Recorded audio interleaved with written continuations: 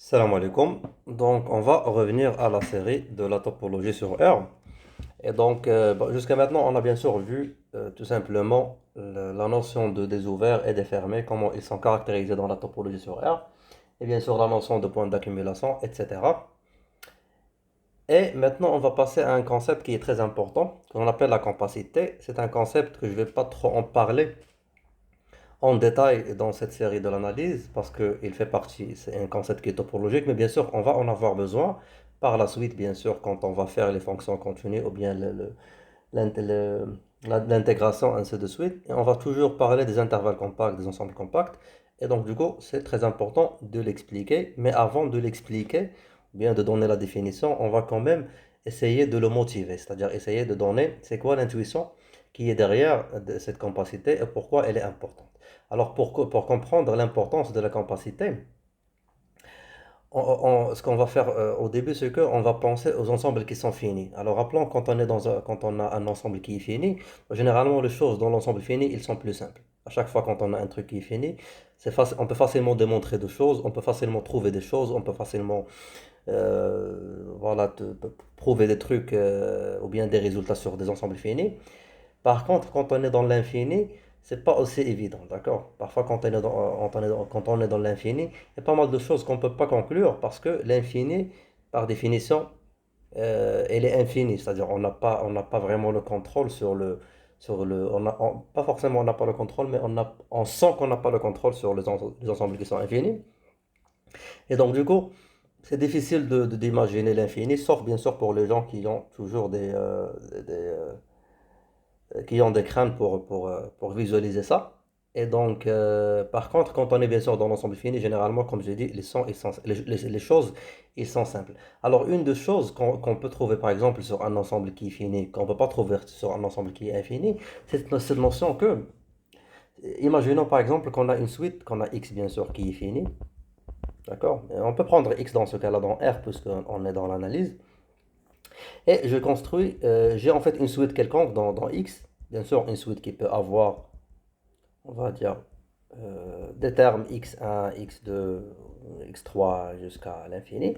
Et bien sûr tous les termes x1, x2, x3, ainsi de suite, ils sont tous dans X, parce que c'est une suite qui appartient à X ou bien qui a ces termes dans X. Donc quand on est dans un ensemble fini, ce X, quand il est fini, alors, il y a forcément une sous-suite de cette suite qui est constante, d'accord? Parce que tu peux pas. Pourquoi en fait on doit sûrement avoir une sous-suite qui est constante? Parce que tu peux pas produire. Tu peux pas produire l'infini du fini. Tu peux pas construire l'infini à partir du fini. Pourquoi? Parce que l'ensemble des termes que tu peux avoir, c'est le x qui est fini. Et donc, du coup, même si ta suite, tu peux construire une suite, bien sûr, qui ne sera pas constante, mais il doit sûrement avoir une sous-suite qui va être constante, qui va avoir, bien sûr, les mêmes termes. Pourquoi? Pour voir ça, il suffit juste de voir que chaque sous-suite que tu vas construire, tu dois toujours répéter des éléments, d'accord? Parce que, puisque le x, d'accord, il est fini, par contre, les n, ils sont infinis. Parce qu'ils sont dans n. Le n est infini, on a le 1, 2, 3 jusqu'à l'infini. Par contre, l'ensemble que tu vas prendre, à partir duquel tu vas prendre les éléments, il est fini. Donc, du coup, à un certain moment, tu vas bien sûr terminer ou bien achever tout l'ensemble et tu dois toujours bien sûr répéter ou prendre des éléments. Donc, du coup, ce que je peux faire, c'est que, puisque les éléments, ils se répètent, je vais stocker les indices. Donc, on prend un x dans x, donc pour une certaine valeur de x, un certain nombre, et je vais stocker le nombre en fait des indices, ou bien plutôt les indices, d'accord, tels que xn est égal à x, je vais l'appeler n de x. Donc en gros, ce sont les indices de n tels que xn est égal à x. D'accord, donc du coup, on peut voir ça tout simplement, il va caractériser les sous-suites qui sont constantes. Pourquoi? Parce qu'une sous-suite qui est constante, il va être défini par les indices qu'il va prendre de la suite xn, tel que on a toujours le même terme x, d'accord?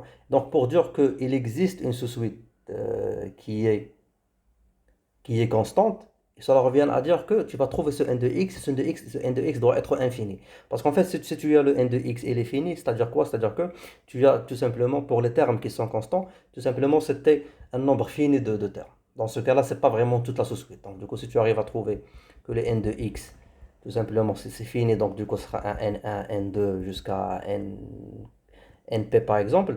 Dans ce cas-là, à partir de ce terme, tu peux jamais construire une sous-suite. D'accord? On ne peut pas avoir une sous-suite parce que une sous-suite, par définition, c'est une suite, c'est-à-dire qu'il doit avoir une infinité de termes. Donc, si on arrive à montrer que le n de x, qu'il existe un n de x qui est infini, ça va montrer finalement que notre sous-suite constante, elle existe. D'accord? Et donc, on peut voir, comme j'ai dit, le n de x, tout simplement, c'est les indices de n tels que xn est égal à x. Ce qui fait, la première des choses qu'on va remarquer, c'est quoi? C'est que euh, pour chaque x de x, si je fais l'union de n de x, donc du coup, c'est pas ça en fait. Ce que je veux dire, c'est que je fais l'union de tous les n de x pour tous les x dans x, je vais retrouver tous les n. D'accord? C'est logique parce que je vais retrouver tous les indices. D'accord? Parce que, rappelons que la suite elle est définie sur x. Donc, du coup, si je fais le n de x, je combine tous les n de x pour chaque valeur de x, ça va tout simplement être, ça va couvrir tout l'ensemble d'indices n. Et dans ce cas-là, on sait très bien que le n est infini. D'accord? Le n est infini. Par contre, le x est fini. Cela veut dire que l'union de n de x pour x dans x, ce sera tout simplement, par exemple, n de x1 union n de x2 jusqu'à union n de xm, par exemple. En supposant bien sûr du fait que le x est fini, c'est-à-dire qu'il contient x1, pardon, x1, x2 jusqu'à xm. Donc du coup, là, on a le n, donc c'est tout simplement est égal à n. Donc le n est infini. Et on a une union finie des ensembles. Donc du coup, pour que le résultat soit infini, il suffit, on doit avoir au moins un de ces n qui vont être infinis, d'accord? Parce que tu ne peux pas produire l'infini à partir du fini. Tu as une union qui est finie, d'accord? Donc ces ensembles, au moins un de ces ensembles, il doit être infini. Donc du coup, on peut dire que il existe un xk, d'accord, dans x tel que son ensemble d'indices, le n de xk, il va être tout simplement est infini. Et si j'arrive à produire un tel n de xk qui est infini, donc ça sera tout simplement la sous-suite. Pourquoi dans ce cas-là? Rappelons que le n de xk, ça sera quoi? Ça sera les indices de n tels que xn, xk, tels que xn est égal à xk. D'accord? Bien sûr, ça c'est une valeur qui est fixe. Et dans ce cas-là, ça sera tout simplement ça ma sous-suite parce que je peux prendre la sous-suite en tant que, je vais la définir de cette façon, xnk de n qui sera tout simplement les termes. Supposons ça, parce que ça c'est comme on a dit, elle est infinie, c'est-à-dire que je vais prendre tout simplement la suite, on peut l'appeler comme ça, nk, avec, ou bien on peut l'appeler np pour ne pas utiliser le même truc xk, tel que bien sûr le np il fait partie de l'ensemble d'indices de xk. Et cette suite, il va toujours avoir la même valeur pourquoi? Parce que ces indices, ils sont indexés sur le n de xk qui est défini, qui par définition, c'est les indices qui ont toujours qui correspondent toujours aux termes qui sont égaux à xk, donc ils sont fixes. Donc du coup, ça sera tout simplement xk, xk jusqu'à l'infini. D'accord? Donc du coup, c'est pas ça le plus important. Peut-être que j'ai passé beaucoup de temps sur ça. Juste pour vous montrer que ce caractéristique de finitude, il peut donner des choses qui sont intéressantes et qui sont simples. Par contre, quand on est dans l'infini, on n'est pas sûr, bien sûr, d'avoir une suite qui va admettre une sous-suite qui est constante. D'accord? Et donc, la même chose, on peut parler d'un autre résultat, c'est que quand on prend, bien sûr, une x toujours qui est finie, jusqu'à, on va dire, xn, et je considère une fonction f qui va, alors appelons ça, bien sûr, il fait partie de tout ça de R, donc il va de x vers R. Donc il prend un petit x et il fait un f de x. En fait, la finitude de x, il nous garantit la bornitude de f. C'est-à-dire quoi? Bon, la bornitude globale, c'est-à-dire que qu'il soit borné, bien sûr, pour toutes les valeurs de x. Pourquoi? Parce que toute l'image de x, c'est tout simplement le f de x1, f de x2, f de xn. Et tout simplement, pour trouver la borne qui va majorer le f de x, je peux prendre tout simplement le maximum de ça. Donc je prends m est égal au max de ces valeurs. Et d'ailleurs, c'est garanti de le trouver parce qu'on a un nombre fini de points. Donc peu importe le comportement de f, peu importe les images de f, peu importe comment le f fait le mapping des xi, je vais toujours avoir un truc qui va maximiser ces éléments. Donc du coup, ça sera ça en fait la borne. Je peux prendre bien sûr cette borne, je peux prendre le m plus 1, je peux prendre n'importe quoi. Et dans ce cas-là, je vais avoir le f de xi est inférieur à m en termes de valeur absolue. Donc il fallait mettre les valeurs absolues là. D'accord? Quel que soit x dans x. En fait, ce truc, c'est pas forcément le cas c'est pas forcément le cas pour des ensembles qui sont infinis. D'accord? Si tu prends par exemple f qui va de R vers R, bien sûr, tu vas pas trouver, tu vas pas forcément, tu vas forcément plutôt trouver des fonctions qui sont pas bornées. Et d'ailleurs, je vais commencer par la plus simple, le x est égal à x, ou bien le x, on mappe le x vers x carré, et ainsi de suite. Bien sûr, c'est une fonction qui n'est pas bornée. Parce que là, on est dans R. D'accord? Donc le R, elle est infinie. Par contre, je peux trouver des fonctions, sur une certaine condition, sur des ensembles qui sont infinis, mais qui ont une autre caractéristique que R n'a pas. D'accord? Donc si je considère l'intervalle 0,1, en fait le 0,1, quand on voit le 0,1, bien sûr, qui est fermé, qui contient le 0, qui contient sa frontière, le 0 et le 1, bien sûr ça c'est infini, parce qu'il y a une infinité de points entre le 0 et le 1. D'accord?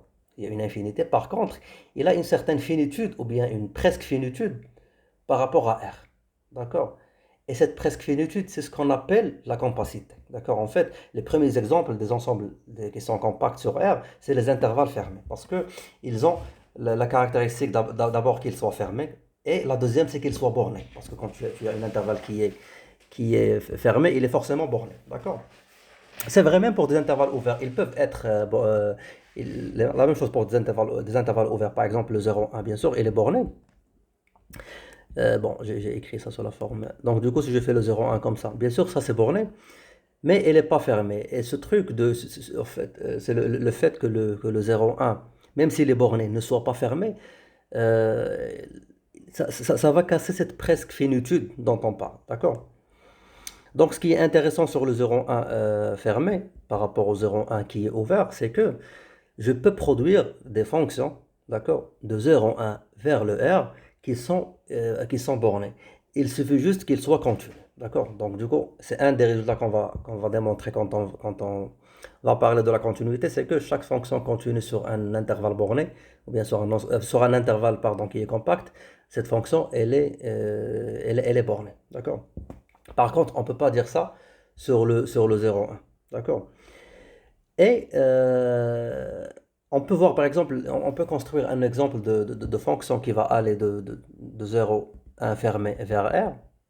Et on va trouver bien sûr qu'elle est pas bornée, mais on va voir quand même qu'elle n'est pas continue. D'accord? Donc du coup, rappelons que juste pour rappel, on sait très bien il existe une bijection entre le 0,1 ouvert et le R. D'accord? On va dire qu'il existe une F qui est bijective. Ça, c'est un des arguments, bien sûr, avec lequel on prouve que le 0,1 ouvert est là, on va dire, le même ordre d'infinité que le R. D'accord? C'est parce que on va construire une fonction, on peut construire une fonction qui est bijective, ce qui fait, on peut voir que, entre parenthèses, euh, même si c'est pas vraiment le cas, c'est-à-dire que on va avoir le même nombre d'éléments. euh, le R et le 0,1, ils vont avoir le même nombre d'éléments, même si ils ont pas réellement un nombre d'éléments parce qu'ils sont infinis, mais on peut voir qu'ils ont la même infinité. C'est-à-dire que l'infinité de 0,1, euh, on peut dire en termes de longueur, est égale à la longueur de R. D'accord?